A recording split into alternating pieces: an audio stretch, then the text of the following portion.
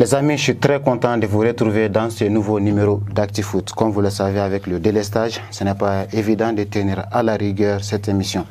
Mais on n'a pas le choix, on va faire avec. Cette semaine, pas mal de choses se sont déroulées footballistiquement parlant. Et on s'est chargé de vous les rassembler comme il se doit. Comme vous le savez les amis, le championnat national bat son plein depuis quelques semaines maintenant. On débute donc par un petit zoom là-dessus avec tous les tenants et aboutissants de la 8e journée dans le point Ligue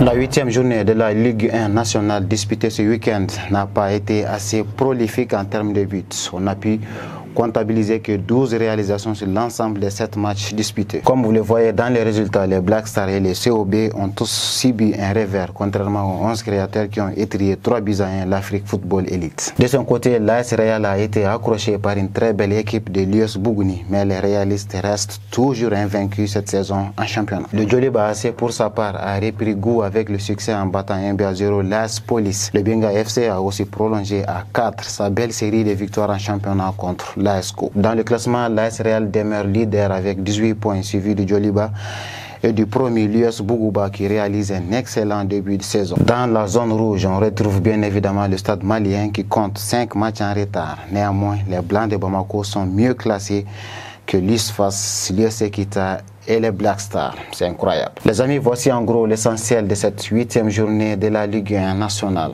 Place maintenant à la rubrique des infos croustillantes du jour.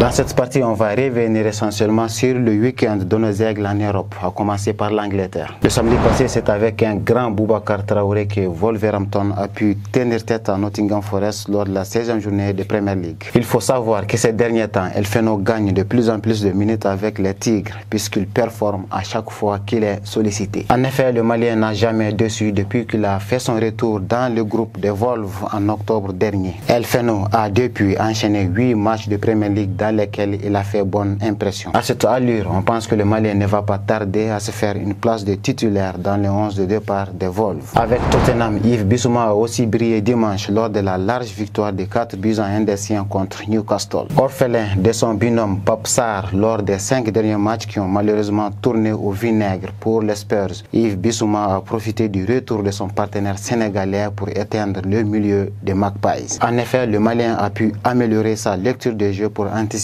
plusieurs offensives adverses qu'il a pu anéantir par la suite. Il s'est même permis d'initier quelques projections à l'image de son implication sur le 3e but des Spurs. En Espagne, Amari Traoré, le capitaine des Aigles, continue de faire parler de lui avec la Real Sociedad. Ce samedi, le Malien et ses partenaires ont enchaîné avec un 4e match sans défaite en Liga en corrigeant 3-0 la Villarreal. Il faut noter que Amari, depuis son arrivée en Espagne, n'a manqué aucun match de son équipe, que ce soit en championnat ou en Ligue des Champions. Cependant, il se peut que la CAN qui arrive à grands pas soit mal perçue par ses dirigeants au regard de la place qu'il occupe dans cette formation. En tout cas, Michel Der Zakarian qui entraîne Falaye Sako et Kiki Kouyaté à Montpellier n'a pas caché son désarroi sur ce sujet. Le vendredi passé, à l'issue du match nul vierge qui a opposé Montpellier au RC Lens en ouverture de la 15e journée de Ligue 1, l'entraîneur arménien s'est jeté sur la CAN pour justifier la contre-performance de ses joueurs. Sans nommer nos 2 défenseurs Falaye et Kiki Kouyaté qui joueront sûrement cette compétition continentale. Der Zakarian a expliqué en fin de match que ces joueurs africains sont plus focus sur la CAN que sur les matchs du club, alors que ça devrait être le contraire selon lui. Ce sont des propos que plusieurs observateurs ont jugés honteux.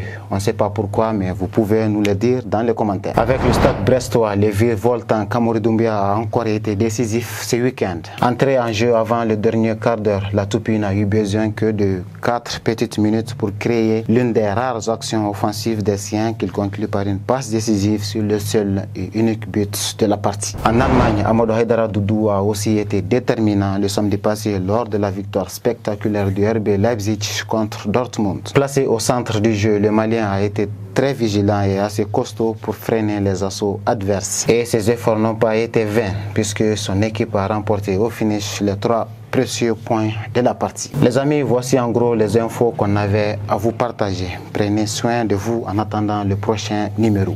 À très vite.